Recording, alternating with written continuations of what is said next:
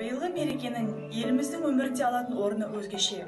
Осыдан 75 жыл бұрын бүкіл әлемге қайғы мен қуаныш жасын қоса жұтқызған ерекше күн еді. Ізгі ниетпен адамзат баласы мерекелейтін осы күннің тууына еліміздің айтулы үлес қосқанын біз әрқашан мақтан тұтамыз.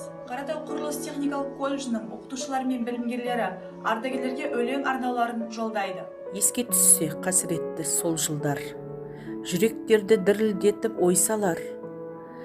Бойласақ тереңірек түбіне, ашылмаған сырлар жатыр бұл сөзде. Анды шайқас есі әлі бәріде, батырлардың даңқты ісі әр жерде. Аманаттап армандарын ақтанға, кетті ұшып ағарманның жолында. Қан майданның жарасы әлі жүректе, біледі жұрт таниды оны әр кезде. Айналған ақиқаттың туына, қаһармандар батырларым әлбетте. Аналарым айырылды ұлынан, аруларым айырылды жарынан. Қанша жанды жетім қылып өсірді, қасіретті соғыс-создың зардабы. Міне атты азаттықтың ақтаңы, ұмытпайды, мәңгі еске алады. Ерлікпенен қаза тапқан шайқаста батырлардың ерен ісі жырланды.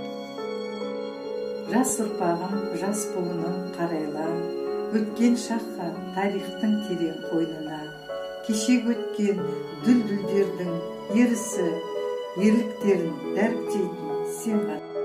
Оларды құрметтеп шыңға теңеп, жырлар жазшы арыстанға оны теңеп, шалқып жүрген осы күннің арқасы, қаһармандар ардагерлер елдегі. Оңайлықпен келмеді деме осы күн, қан төгіліп жаста кетті көзде мың.